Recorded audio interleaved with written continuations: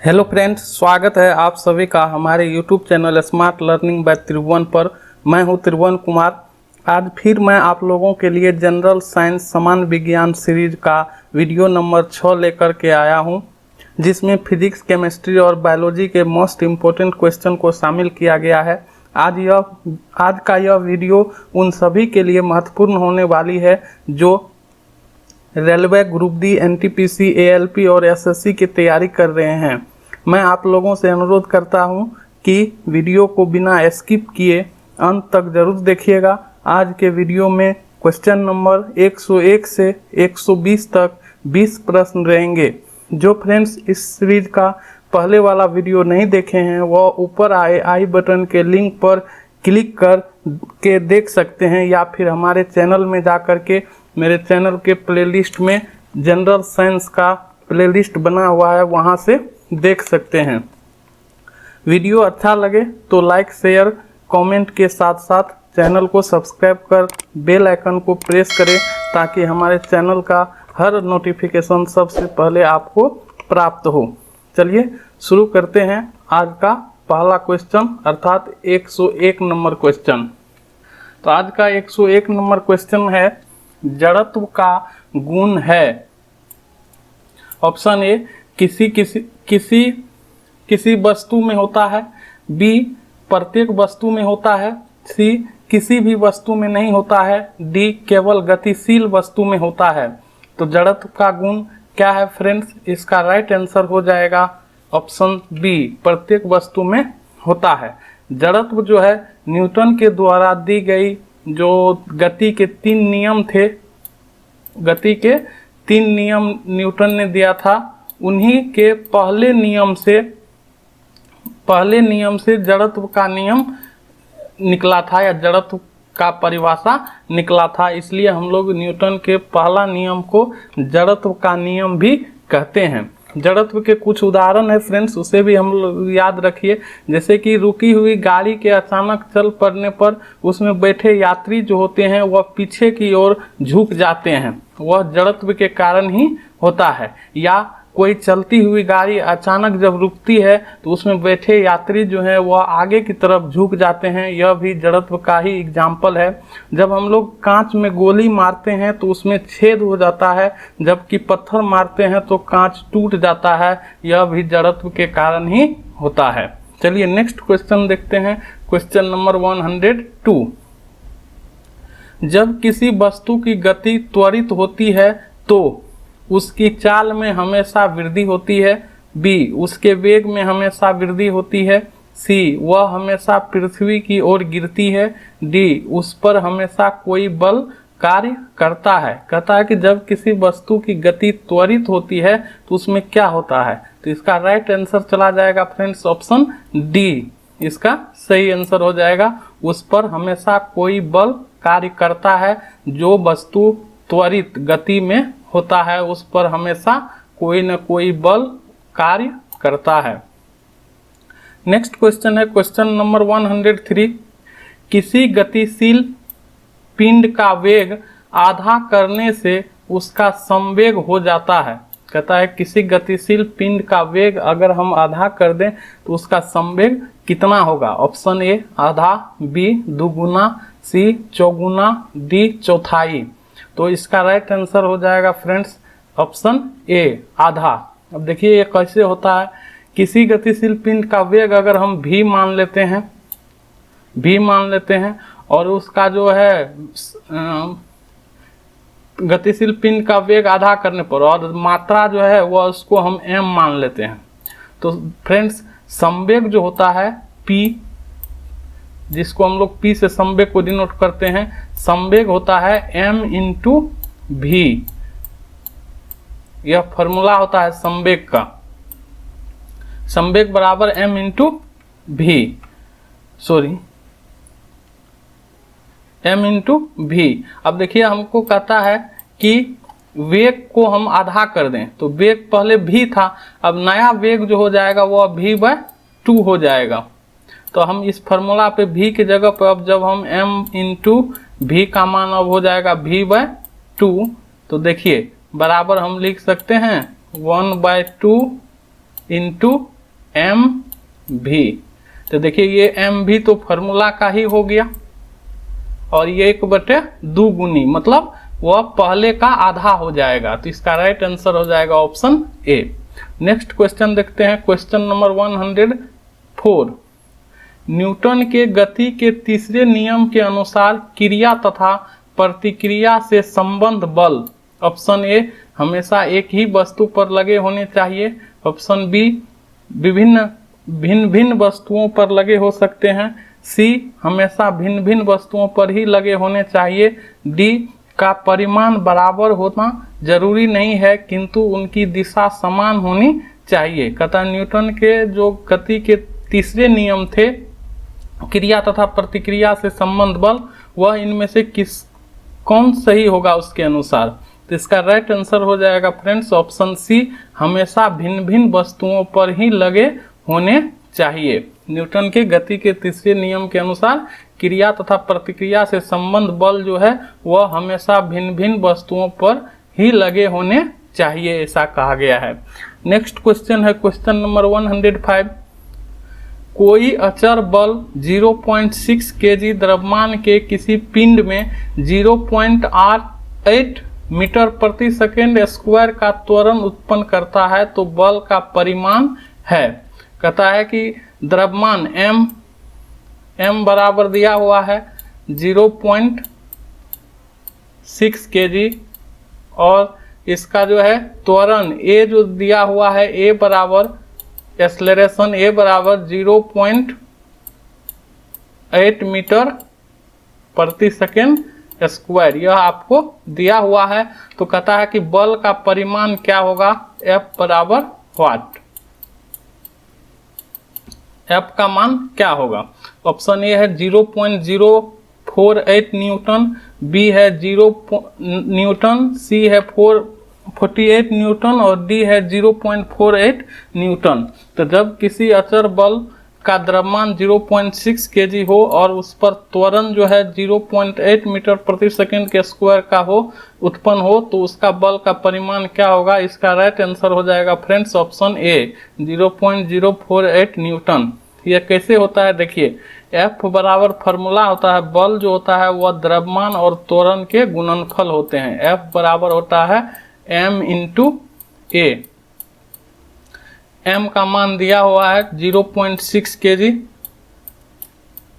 Into a का मान दिया हुआ है 0.8 मीटर प्रति सेकेंड स्क्वायर। जब हम इस दोनों को मल्टीप्लाई करेंगे फ्रेंड्स तो वह जो है 0.048 न्यूटन के बराबर हो जाएगा। तो इसका राइट आंसर हो जाएगा फ्रेंड्स 0.048 न्यूटन। चलिए नेक्स्ट क्वेश्चन देखते हैं, क्वेश्चन नंबर 106। किसी m द्रव्यमान की वस्तु जिसका वेग v है का संवेग होगा। किसी m द्रव्यमान की वस्तु जिसका वेग v है का संवेग होगा। यहाँ द्रव्यमान m दिया हुआ है और वेग जो है वह v दिया हुआ है, तो संवेग कहता है कितना होगा। संवेग बराबर कितना होगा। ऑप्शन ए है mv स्क्वायर, mv का होल स्क्वायर, बी है mv स्क्वायर, सी है 1/2 mv स्क्वायर और डी है mv। तो किसी m द्रव्यमान की वस्तु जिसका वेग v हो, यहाँ पे द्रव्यमान m है और वेग v हो दिया हुआ हो, तो उसका संवेग फ्रेंड्स संवेग बराबर होता है m इंटू भी। इसको याद रखना है, इससे पहले भी हमने बताया।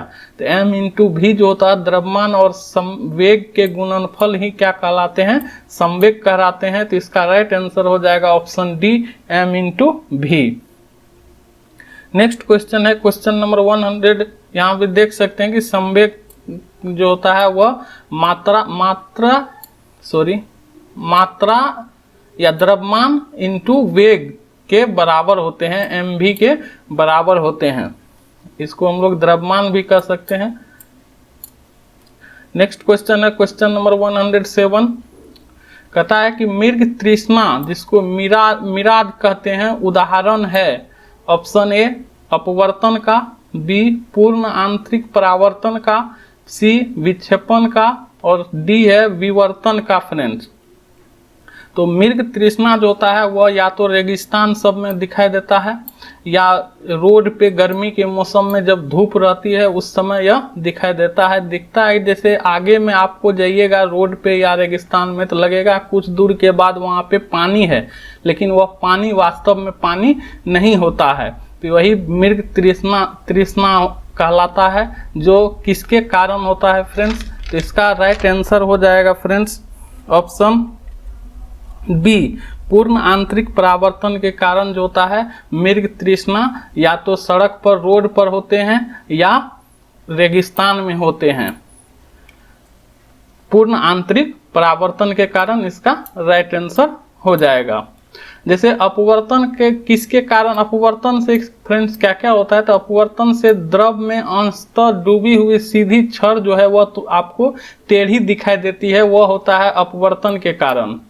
उसी तरह जल के अंदर पड़ी हुई मछली जो होता है वह वास्तविक गहराई से ऊपर उठी हुई प्रतीत होती है, वह भी होता है आपको अपवर्तन के कारण। और पानी से भरे किसी बर्तन की तली में पड़ा सिक्का जो होता है डॉलर, उसको हम जब गिराते हैं तो वह तली से उठा हुआ प्रतीत होता है, वह भी अपवर्तन के कारण होता है। पूर्ण आंतरिक परावर्तन का फ्रेंड्स दूसरा एग्जाम्पल है, जैसे कि मान लीजिए हीरा का अत्यधिक चमकना, हीरा जो चमकता है वह भी पूर्ण आंतरिक परावर्तन के कारण। दूसरा रेगिस्तान में जो हो गया मारीचिका का बनना, ये हो गया। तीसरा होता है कांच का चटका हुआ भाग जो है चमकीला दिखता है, जब कोई शीशा टूट जाता है तो वह चमकता हुआ दिखाई देता है, तो वह भी पूर्ण आंतरिक परावर्तन के कारण ही वह दिखाई देता है। इसका एक और मान लीजिए जैसे कालिख से पोता हुआ गोला जो होता है वह भी चमकता है, कालिख से पोता हुआ गोला वह चमकता है, वह भी पूर्ण आंतरिक परावर्तन के कारण ही चमकता है फ्रेंड्स, इसे हमें याद रखना है। नेक्स्ट क्वेश्चन है question number 108।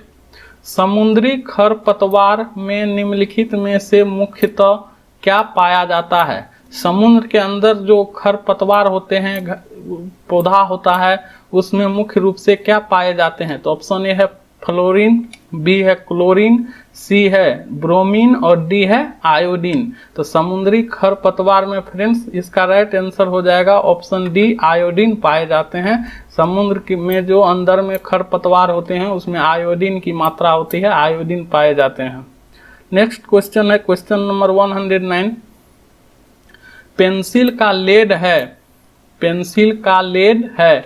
Option A graphite, B charcoal, C lamp black, D कोयला। तो पेंसिल का लेड क्या है फ्रेंड्स, इसका राइट आंसर चला जाएगा आपका ऑप्शन ए नंबर ग्रेफाइट। यह जो पेंसिल का बना होता है लेड वह ग्रेफाइट से बना हुआ होता है। नेक्स्ट क्वेश्चन देखते हैं क्वेश्चन नंबर 110। कथा है कि निम्नलिखित में से किन तत्वों के लवणों द्वारा आतिशबाजी में रंग प्राप्त होते हैं। कहता है निम्नलिखित में से किन तत्वों के लवणों द्वारा आतिशबाजी में रंग प्राप्त होते हैं। ये जो आतिशबाजी में रंग दिखाई देता है फ्रेंड्स, वह किसके कारण, किन लवणों के कारण वह दिखाई देता है। ऑप्शन ए है Zn एवं S। Zn मतलब हो गया जस्ता, S का मतलब सल्फर। बी है K एवं Hg, K से मतलब हो गया पोटासियम, Hg से मतलब हो गया पारा। सी जो है वह है Sr एवं Ba। Sr का मतलब एस्ट्रानेशियम और Ba का मतलब हो गया फ्रेंड बेरियम। और डी है Cr एवं Ni। Cr मतलब हो गया क्रोमियम और Ni से होता है निकेल। तो इसमें से किसका जो दो का लवण जो है वह आतिशबाजी में रंग प्राप्त होते हैं, रंग दिखता है। तो इसका राइट आंसर हो जाएगा फ्रेंड्स ऑप्शन सी Sr एवं Ba। मतलब एस्ट्रेनेशियम और बेरियम जो होते हैं, इस दोनों का लवण जो होता है वह आतिशबाजी में जो है वह रंग को दिखाता है, रंग प्राप्त होता है इसी दोनों के लवण से। नेक्स्ट क्वेश्चन है क्वेश्चन नंबर 111। फ्रेंड्स, अगर यह वीडियो अच्छा लगता हो तो आप लोग एक बार लाइक कर दीजिए, इस सेशन को अपने दोस्तों में शेयर कर दीजिए और हमारे चैनल को जो सब्सक्राइब नहीं किए हैं वह कृपया करके सब्सक्राइब कर बेल आइकन को दबाना नहीं भूलिएगा, ताकि हमारे चैनल से रिलेटेड सभी जानकारी आपको सबसे पहले प्राप्त हो। चलिए 111 नंबर क्वेश्चन देखते हैं। निम्नलिखित में कौन सी अर्धचालक की भांति ट्रांजिस्टर में प्रयुक्त होती है? कहता है कि अर्धचालक की भांति ट्रांजिस्टर में किसका प्रयोग किया जाता है? ऑप्शन ए है तांबा का, बी है जर्मेनियम का, सी है ग्रेफाइट का, डी है चांदी का। तो अर्धचालक के रूप में ट्रांजिस्टर में फ्रेंड्स किसका उपयोग किया जाता है? तो इसका राइट आंसर ये ट्रांजिस्टर का फिगर है। इस ट्रांजिस्टर में जो ये है यह किसका बना हुआ होता है? तो इसका राइट आंसर हो जाएगा फ्रेंड्स जर्मेनियम। ऑप्शन बी इसका राइट आंसर हो जाएगा। जर्मेनियम का सिंबल याद रखना है, इसका सिंबल होता है Ge और इसका परमाणु संख्या होता है फ्रेंड्स 32, परमाणु भार होता है 72.61। इसको याद रखना है। इसका संकेत Ge होता है, परमाणु संख्या 32 होता है और परमाणु भार 72.61 होता है जर्मेनियम का। नेक्स्ट क्वेश्चन है 112। पानी में नमक मिलाने पर पानी के क्वथनांक और हिमांक ऑप्शन ए बढ़ जाएंगे, बी घट जाएंगे, सी क्रमशः बढ़ और घट जाएंगे, डी क्रमशः घट और बढ़ जाएंगे। पानी में नमक मिलाने पर पानी का क्वथनांक और हिमांक क्या होगा फ्रेंड्स? इसका राइट आंसर चला जाएगा ऑप्शन सी, क्रमशः बढ़ और घट जाएंगे। कहने का मतलब हुआ कि क्वथनांक जो है वह बढ़ जाएगा और हिमांक जो है वह घट जाएगा। जब पानी में हम नमक मिलाते हैं तो पानी का जो क्वथनांक होगा वह बढ़ जाएगा और पानी का जो हिमांक होगा वह घट जाएगा। चलिए इसके साथ साथ हम लोग देख लेते हैं कि पानी का जो हिमांक होता है डिग्री सेल्सियस में 0 डिग्री सेल्सियस होता है, केल्विन में 273 केल्विन इसका हिमांक होता है और 30 डिग्री फ़ारेनहाइट इसका हिमांक होता है। डिग्री सेल्सियस में 0 डिग्री सेल्सियस हिमांक होता है, केल्विन में 273 केल्विन होता है और फ़ारेनहाइट में जो स्केल में 30 डिग्री फ़ारेनहाइट इसका हिमांक होता है पानी का। क्वथनांक में हम लोग जब देखते हैं तो 100 डिग्री सेल्सियस पानी का क्वथनांक होता है, केल्विन में यही 373 केल्विन हो जाता है क्वथनांक और फ़ारेनहाइट स्केल पे जो है इसका क्वथनांक जो होगा वह 212 डिग्री फ़ारेनहाइट हो जाता है। इसे भी हमको याद रख लेना है। नेक्स्ट क्वेश्चन है 113। भूपपड़ी में सर्वाधिक पाया जाने वाला तत्व है। हमारा जो भूपट्टी है, पृथ्वी है, उसके परत में सर्वाधिक पाए जाने वाले तत्व कौन से हैं? ऑप्शन ए है ऑक्सीजन, बी है नाइट्रोजन, सी है मैग्नीज और डी है सिलिकॉन। तो इसका राइट आंसर हो जाएगा फ्रेंड्स हमारे भूपट्टी जो है उसमें सबसे अधिक मात्रा में पाए जाने वाले तत्व ऑक्सीजन है। ऑप्शन ए इसका राइट आंसर हो जाएगा। नेक्स्ट क्वेश्चन है और इसका देख लेते हैं कौन कौन से तत्व हमारे भूपट्टी में पाए जाते हैं, कितनी मात्रा में। तो देखिए इसका ग्राफ से, इस पाई चार्ट से अगर हम देखें तो ऑक्सीजन जो है वह भूपट्टी में 46.6 जो है % वह पाया जाता है। उसी तरह से सिलिकॉन 27.7, एल्युमिनियम है 8.1, आयरन लोहा है 5.0, कैल्शियम है 3.6, सोडियम है 2.8, पोटेशियम है 2.6, मैग्नीशियम है 2.1 और अदर जो एलिमेंट तत्व होते हैं वो है 1.4। यह हमारा भूपट्टी में इतने तत्व जो है पाए जाते हैं इस मात्रा में। नेक्स्ट क्वेश्चन देखते हैं, क्वेश्चन नंबर 114। वाहनों से निकलने वाली प्रदूषित गैस मुख्यतः हैं। Option A carbon dioxide, carbon monoxide, C marsh gas और डी नाइट्रोजन ऑक्साइड। वाहन से जो धुआं निकलता है फ्रेंड्स, इस धुआं में कौन सा गैस होता है? तो इसका राइट आंसर हो जाएगा ऑप्शन बी कार्बन मोनोऑक्साइड। और इसमें अधिक मात्रा में सीसा भी पाए जाते हैं, सीसा। चलिए नेक्स्ट क्वेश्चन देखते हैं, क्वेश्चन नंबर 115। शुष्क बर्फ हैं, शुष्क बर्फ हैं। ऑप्शन ए ठोस पानी, बी ठोस कार्बन डाइऑक्साइड जिसको CO2 कहते हैं, सी निर्जल बर्फ और डी ठोस H2O2। यह जो शुष्क बर्फ है फ्रेंड्स, यह शुष्क बर्फ क्या है? तो इसका राइट आंसर हो जाएगा ऑप्शन बी ठोस कार्बन डाइऑक्साइड गैस है यह शुष्क बर्फ। नेक्स्ट क्वेश्चन है क्वेश्चन नंबर 116। सामान्य रक्तचाप होता है, सामान्य रक्तचाप होता है। Option A 120/80 millimetre Hg, B 180/120 mm Hg, C है 160/80 mm Hg और डी है 80/160 mm Hg। ये Hg जो है फ्रेंड्स वह पारा है, इसका यूनिट होता है mm Hg में रक्तचाप को मापा जाता है, यह इसका यूनिट है। तो इसका राइट आंसर हो जाएगा friends option A 120/80 mm Hg जो होता है सामान्य, जो होता है रक्तचाप हमारे शरीर का, ब्लड प्रेशर जो होता है वह सामान्य रूप से इतना होना चाहिए या इतना होता है 120/80 mm Hg। नेक्स्ट क्वेश्चन है 117। शैवालों का अध्ययन को क्या कहा जाता है? शैवालों का अध्ययन को क्या कहा जाता है? ऑप्शन ए है एनाटोमी, बी है एंथोलॉजी, सी है एल्गोलॉजी और डी है पीडोलॉजी। पीडोलॉजी। तो शैवालों का अध्ययन को क्या कहा जाता है फ्रेंड्स? इसका राइट आंसर हो जाएगा ऑप्शन सी एल्गोलॉजी। एल्गोलॉजी जो है वह शैवालों के अध्ययन को हम लोग एल्गोलॉजी कहते हैं। चलिए हम लोग एनाटोमी और एंथोलॉजी और पीडोलॉजी किसके अध्ययन को कहते हैं उसको भी देख लेते हैं। तो कहता है एनाटोमी जो है फ्रेंड्स वह आंतरिक संरचना का अध्ययन को हम लोग एनाटोमी कहते हैं, आंतरिक संरचना का अध्ययन। दूसरा है एंथोलॉजी। एंथोलॉजी जो होता है वह पुष्पों का अध्ययन, फूलों का अध्ययन को हम लोग एंथोलॉजी कहते हैं। और पीडोलॉजी जो है वह मृदा संबंधी अध्ययन को, मिट्टी संबंधी अध्ययन को हम लोग पीडोलॉजी कहते हैं। नेक्स्ट क्वेश्चन है 118।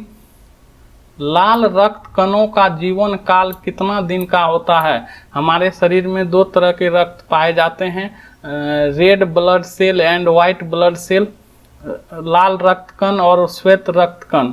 तो लाल रक्त कण का जो जीवन काल होता है वह कितना दिन का होता है फ्रेंड्स? ऑप्शन ए है 130 दिन, उसके बाद बी है 120 दिन, उसके सी है 110 और डी है 100। तो इसका राइट आंसर हो जाएगा ऑप्शन बी 120 दिन, 120 दिन जो है वह लाल रक्त कणों का जो है जीवन काल होता है। तो इसी के साथ साथ हमें यह भी याद रखना है कि श्वेत रक्त जो होता है, श्वेत रक्त का जीवन काल, इसको भी याद रखना है। श्वेत रक्त का जीवन काल जो होता है वह 2 से 5 दिन का होता है, इसे भी हमें याद रख लेना है। अगर पूछेगा कि श्वेत रक्त का जीवन काल कितना होता है तो इसका याद रखना है 2 से 5 दिन। लाल रक्त का जीवन काल कितना होता है तो 120 दिन। चलिए नेक्स्ट क्वेश्चन देखते हैं 119।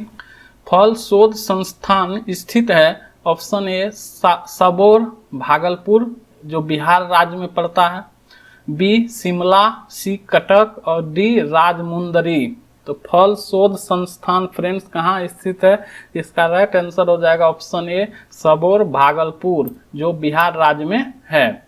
भागलपुर या वहाँ भागलपुर में जिला में एक सबौर नाम के स्थान है जहाँ पे फल शोध संस्थान स्थित है। और हम लोग देख लेते हैं शिमला में क्या है, कटक में क्या है, राजमुंदरी में क्या है।